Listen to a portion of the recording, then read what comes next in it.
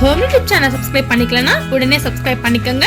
பக்கத்துல இருக்க பெல் பட்டனை கிளிக் பண்ணிக்கோங்க. அப்பதான் நாங்க போடுற வீடியோஸ் உங்களுக்கு உடனுக்குடனே அப்டேட் ஆகும்.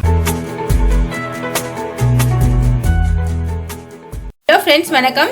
நம்ம இன்னைக்கு பார்க்க போகிறது பொட்டுக்கடலை கார சட்னி பார்க்க போகிறோம். அதாவது நம்ம தக்காளி வெங்காயம்லாம் சேர்த்து பொட்டுக்கடலையோடு சேர்த்து நல்லா வதக்கி அரைக்க போகிறோம். இது டிஃப்ரெண்ட்டான ரெசிபி, நல்லா காரசாரமாக சுவையாக இருக்கும். இப்போ நம்ம என்னென்ன பொருட்கள் சேர்த்துருக்கோன்னு பார்க்கலாம். நான் 2 தக்காளி எடுத்து வச்சுருக்கேன். அதுக்கு 1 கைப்பிடி சின்ன வெங்காயத்தை நறுக்கி வச்சுருக்கேன். சின்ன வெங்காயம் போடுங்க, அதுதான் நல்லாயிருக்கும். அதுக்கு 1 கப் பொட்டுக்கடலை எடுத்து வச்சுருக்கேன். 2 பச்சை மிளகாய், தாளிக்கிறதுக்கு நமக்கு கடுகு அதாவது கருவேப்பிலை வேணும்.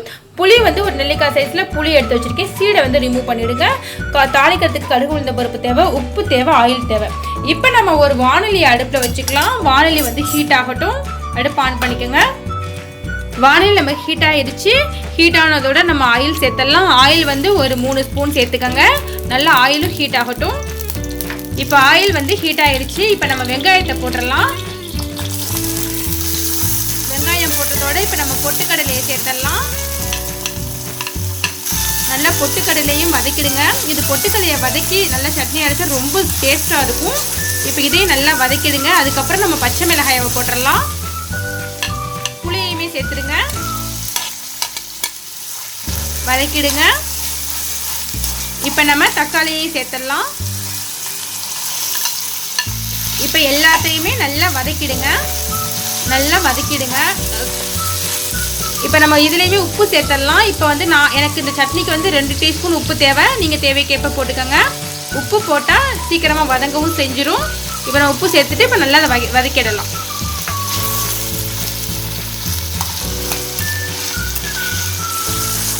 இங்கே பாருங்கள், நல்லா வதங்கியாச்சு. நான் 10 நிமிஷம் நல்லா வதக்கிட்டேன். இந்த பக்குவம் போதும், இதுக்கு மேலே வதங்க தேவை கிடையாது. இப்போ நம்ம அடுப்பை ஆஃப் பண்ணிவிட்டு நல்லா ஆற வச்சிடலாம். இதை வந்து சூடாக போட்டு மிக்ஸி ஜாரில் அரைச்சா வந்து சேஃப் கிடையாது. ஸோ நல்லா ஆற வச்சு தான் நம்ம அரைக்கணும். நம்ம ஆற வச்சுக்கலாம். இப்போ நல்லா ஆறிடுச்சு. நம்ம மிக்ஸி ஜாரில் மாற்றிடலாம். இப்போ நம்ம அரைச்சிக்கிட்டோம். பார்க்கலாம், நமக்கு சட்னி கிடச்சிருச்சு. இதை நம்ம வேறு பவுலுக்கு ட்ரான்ஸ்ஃபர் பண்ணிடலாம். இப்போ நம்ம பவுலுக்கு மாற்றிட்டேன். இப்போ நம்ம சட்னியை தாளிச்சிக்கலாம். ஒரு வானொலி அடுப்பில் வச்சுக்கோங்க. அடுப்பு ஆன் பண்ணி ஹீட் பண்ணிக்கோங்க. இப்போ ஹீட் ஆகிடுச்சு. நம்ம ஆயில் சேர்த்தலாம். ஆயில் வந்து 2 ஸ்பூன் சேர்த்துக்கோங்க. இப்போ ஆயில் ஹீட் ஆனதோட 1 டீஸ்பூன் கடுகு உளுந்த பருப்பு பொரியணும். பொரிஞ்சதோட கருவேப்பிலை போட்டுடலாம். கருவேப்பிலை, கடுகு உளுந்த பருப்பு நல்லா பொரியட்டும். இப்போ அடுப்பை ஆஃப் பண்ணிடலாம்.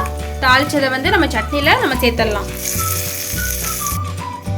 ஓகே, நமக்கு சூப்பரான பொட்டுக்கடலை கார சட்னி ரெடி ஆயிருச்சு. இது வித்தியாசமான ரெசிபி, செஞ்சு பாருங்க. இட்லிக்கு, வடைக்கு, பச்சிக்கு எல்லாத்துக்கும் ரொம்ப சூப்பராக இருக்கும். காரசாரமாக சாப்பிட்றதுக்கு சுவையாக இருக்கும். தோசைக்கு ரொம்ப மேட்சாக இருக்கும். செஞ்சு பாருங்க. இந்த வீடியோ பிடிச்சிருந்துச்சுன்னா எங்கள் ஹோம் டிப் சேனல் சப்ஸ்கிரைப் பண்ணுங்க. தேங்க்யூ.